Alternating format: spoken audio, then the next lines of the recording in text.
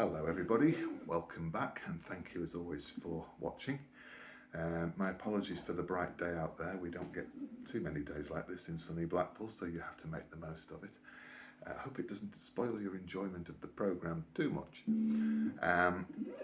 Another quick apology from last time. I cocked up around just after the 10-minute mark, I think.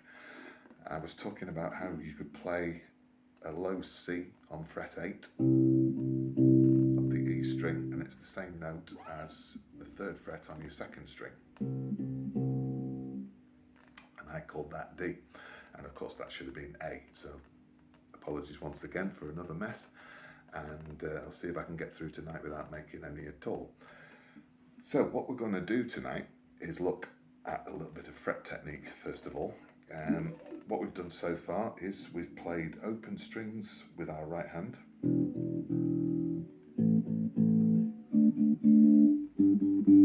Killed them with the floating thumb. Then last time out we were working our way up the E string and learning where all the notes were in relation to the half tone on the piano keyboard. So we were going E, F, F sharp, G, and so on and so on.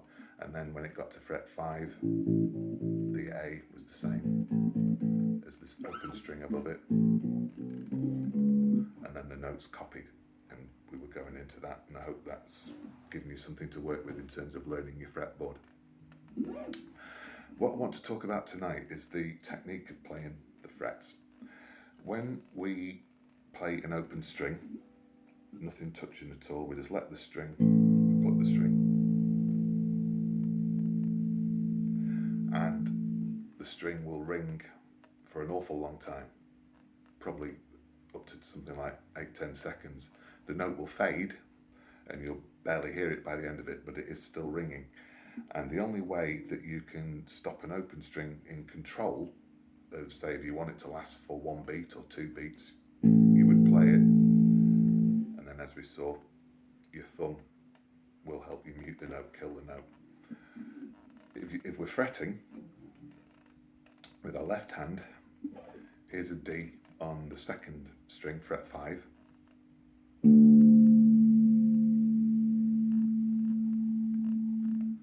Then again, that is ringing out, same as it'll ring, it's ringing for as long as you've got your finger down on the string basically, until it starts to fade out again. And if you only want it to ring for a short time, a note or 2 note length, whatever, then you control it by lifting your finger off the string. And that stops the note. Now, and you heard it first time when I did it there, by unintentionally. Bad technique of mine before, when I was first playing and trying to learn it myself, I was lifting my fingers away from the fretboard quite a substantial distance. I'm not talking like out here, but even an inch or so is quite a long way. And if you're playing a particularly fast piece of music, then I was wondering why I couldn't keep up, and I was basically asking too much of my finger speed because they were having too far to travel. So the first thing to work on is when you play the note and then kill it, you've lifted your finger up so that the string returns to its natural position, but your finger is still resting on it. Resting against it is probably a better way to describe it. So it's enough to kill the vibrations of the note, and you're ready to play the next one cleanly. So that's good technique to get into right from the very start, really. Play your note, lift your finger up, look, finger still touching the string afterwards. Now, when you're playing a series of notes, it will depend on where you're going after you've played the one that you've played as to how you handle it. Let's think first of all in terms of playing subsequent notes on the same string. So here I am again at fret 5 on A, so I'm playing a D. What I want to, and I'm going to play 4 subsequent notes just going up the A string.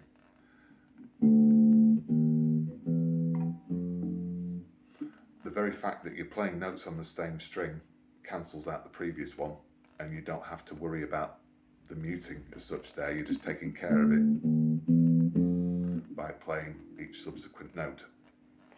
Going back down again, it's a little bit trickier because you've got to be more precise in your timing. And a good way to test that is if you play those 4 notes again, keep all 4 notes, keep all 4 fingers down. So you're effectively holding down all 4 frets. Then as you come back down again, just take your finger off each one.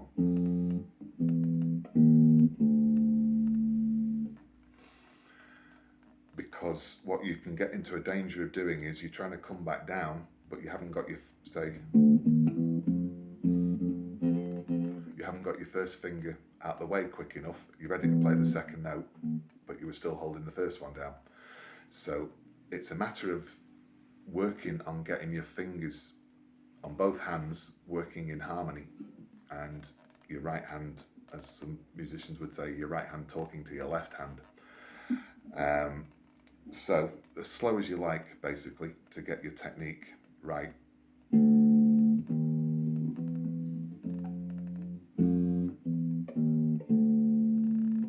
Just practice going up and down 4 frets, alternating right and first and second fingers on your right hand, and keep all of the 4 frets held down as you work up, and then just let each one go as you come back down again.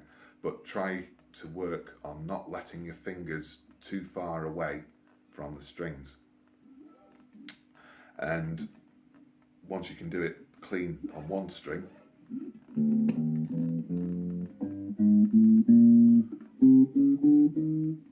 then move up a string and do it on all those as well.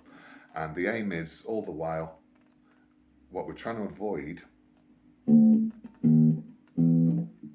is that staccato type sound. We're trying to get a continuous ringing through of all 4 notes. As I said before, unless of course the music calls for a staccato note, which occasionally it does, but not very often. Now, that was on one string, and probably best just to practice on the one for a while until you get happy just fretting each one and getting them ringing into each other. But eventually you're going to play something that transfers from one string to another one, and then that's when the letting up of the string but keeping in contact with it really comes into its own. Because so here's fret 5 of my 3rd string, my D string, so I'm playing a G there, and then I play fret 7 of the 2nd one, an E,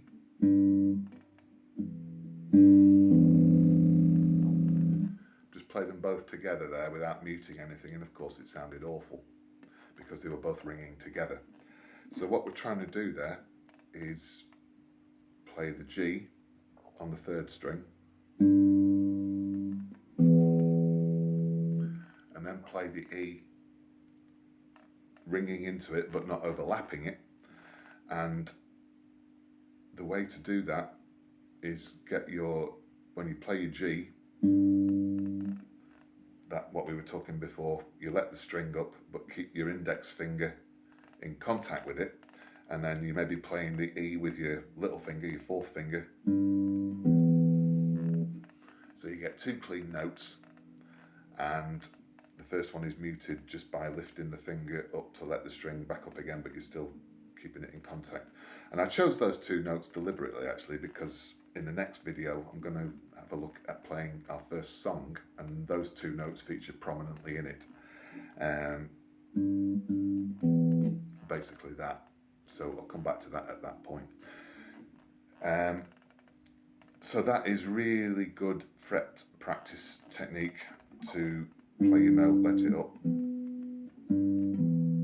let the first one up, but keep your finger in contact and play your 2nd note. Do it as slow as you need to keep your notes clear, and then of course gradually increase your speed as you go along. The other thing I wanted to mention tonight is tablature, because that will help us play the song that we're going to play in the next video. Now, with music, there are two ways that music is written. The standard and hundreds of years old traditional way is, looks, I'm sure even if you don't understand the notes, I'm sure you've seen something like that in the past. That's what's called a musical score, notation, written music, call it what you will. And it's written by virtue of 5 parallel lines, so 4 spaces in between, and the notes sit somewhere on those 5 lines and 4 spaces, and they equal all the white notes on the keyboard. And we do need to look at that at some point, and we will in the future. But my personal view, for what it's worth, is that at the moment you've got more than enough to deal with in terms of learning your technique, both in the right and the left hand, and learning your fretboard where the notes are. And there is another way that you can learn to play the odd song or two without having to read music at all. Just out of interest, when I sat down to do this, I googled famous musicians who never learned to read music, by which it means they never learned to read a musical stave, chromatic scale, as it's properly called. And famous musicians, if Wikipedia is right, and I've no reason to doubt that it isn't, the Beatles, John Lennon famously once claimed that none of them ever learned to read music. Jimi Hendrix, believe it or not, I mean, God, that guy was a magician. I think Bob Dylan was in the list as well, if I remember rightly. And Stevie Wonder. What all those people could do, if they couldn't read music, they understood music backwards in terms of where it was on their instrument, how it sounded, and how to make it sound interesting, and move on to the next note and produce a great sounding piece of music. And that's why they were musical geniuses. So, enough about reading music for now, because I think it personally is too much to get involved in. So what I'm going to talk about instead is tablature, tabs. And that is a way that you can play the guitar without having to learn how to read music. And what tabs do is they produce 4 lines. This is as far as the bass guitar goes, at least. Of course, it's different when you're playing a 6-stringer, like a lead guitar. On a bass guitar, you'll see a pattern of 4 lines, and it will have a number on it, and that number is basically the fret number. So I doubt you'll be able to see this too well, especially in this light.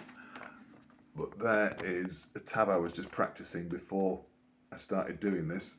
That is a tab for Learning to Fly by Pink Floyd, which just says a load of 3 on the E string.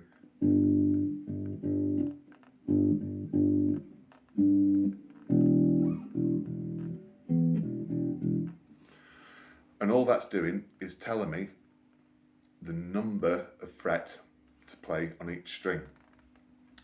Now, there is a major problem with tabs, in that quite often they're written by well-intentioned people like myself who aren't that brilliant at it. If they're written by a professional, then you can probably almost certainly say that they're spot on accurate.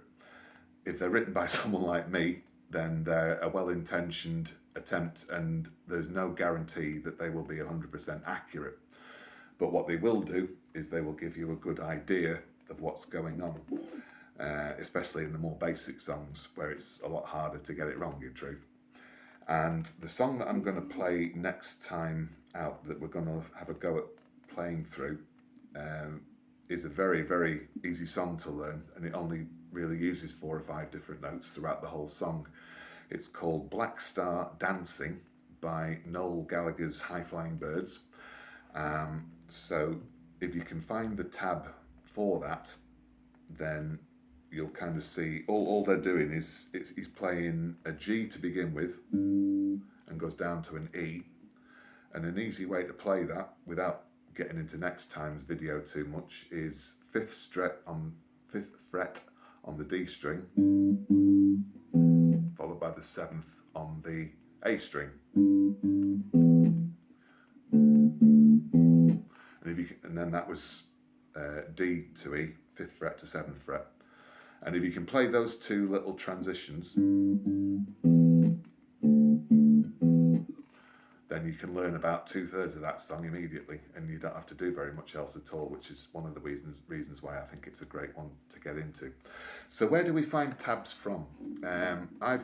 There are probably several places, but the two sites that I've concentrated on the most are Ultimate Guitar and Big Bass Tabs. Now, Big Bass Tabs, as the name suggests, deals only with the bass. Ultimate Guitar, you would have to search for the band or song and then filter it by whether you want the guitar or the ukulele or the drums or whatever.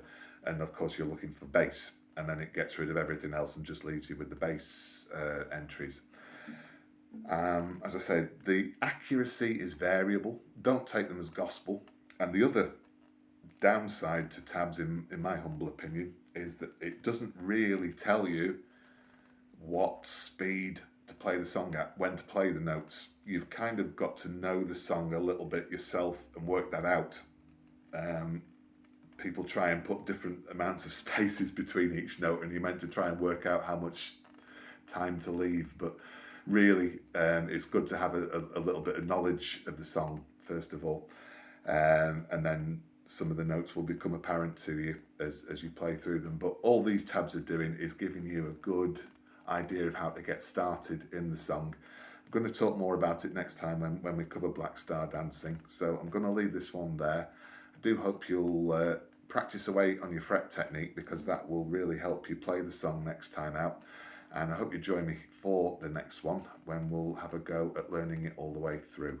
So until that time, folks, thank you very much as always for watching, and stay safe, and I'll see you soon. Bye.